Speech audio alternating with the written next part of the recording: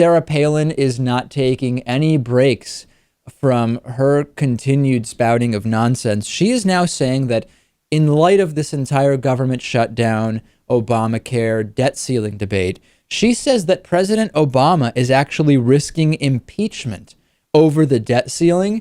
And this is an example of you simply can't have it both ways. And I'll explain. ForwardProgressives.com has an article about this. Sarah Palin had some, quote, words of wisdom where she wrote that President Obama is flirting with impeachment because of his actions concerning the debt ceiling. She said, defaulting on our national debt is an impeachable offense, and any attempt by President Obama to unilaterally raise the debt limit without Congress is also an impeachable offense. So basically, Lewis, if President Obama doesn't let Republicans hold him hostage and give in to their demands about the debt ceiling and Obamacare, then we default, and that's impeachable. However, if President Obama realizes that he's being held hostage by Republicans and decides to raise the debt ceiling unilaterally, that's also an impeachable offense. And this, of course, completely ignores that the House of Representatives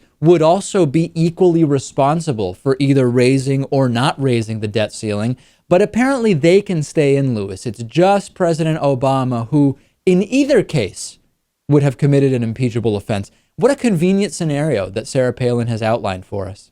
Very convenient, and I'm sure we can count on Sarah Palin to lead this impeachment crusade with extreme vigor, and well, of course she won't succeed, but it'll be entertaining. Now, I want to remind the audience: when you have to be armed with facts when you start hearing the debt ceiling mumbo jumbo and talking points. A lot of Republicans who simply are kind of under the umbrella of small government, libertarian, reduce spending, shrink expenditures, etc., will just argue that at its face, increasing the debt ceiling is bad and it is unconstitutional and it is something presidents should be punished for. But we have to go back and look at history and say, well, okay, let's explore that. Have other presidents raised the debt ceiling? Could this be just political posturing? President Obama so far has raised the debt ceiling 3 times for a total of $2.9 trillion in increases. If we go back to George W. Bush raised the debt ceiling 7 times for a total of $5.3 trillion in debt increase. Let's go back to Bill Clinton, who had 4 debt ceiling increases totaling just under $2 trillion. George W. Bush 1 had 4 debt ceiling increases for about $1.3 trillion.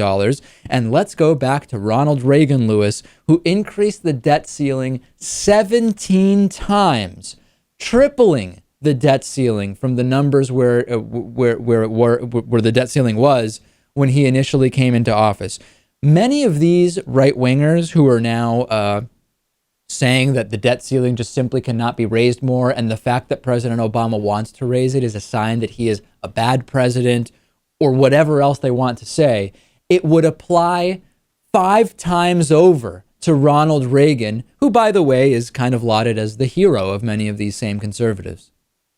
But ignorance is bliss, David, and I'm sure even the ones who are aware of this, or if you were to bring it up to them, would have some very convenient explanation for why it needed to happen under Reagan as opposed to Obama. No, under Reagan, it was because he was being held hostage by Democrats or something. And there was like a welfare mom who had a Cadillac or whatever story it was that Ronald Reagan told.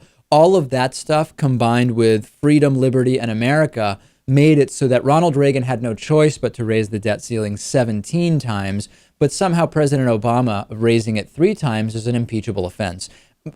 Incredible logic. It would really be the stuff of like an introductory philosophy class, just analyzing logical fallacies.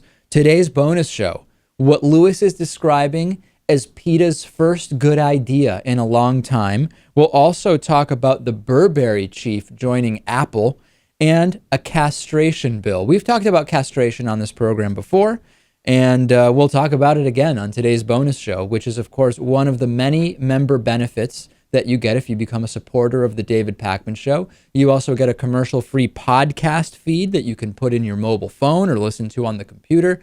and the full 1 hour commercial free TV episodes of the show.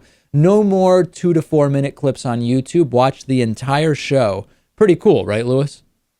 Yeah, I'm into it. Yeah. Yeah, Lewis actually has 3 billion memberships at this point. It's a record. It's an incredible record. Join Lewis as a supporter of the David Pakman Show. davidpakman.com/membership. You could be signed up just 30 seconds from now.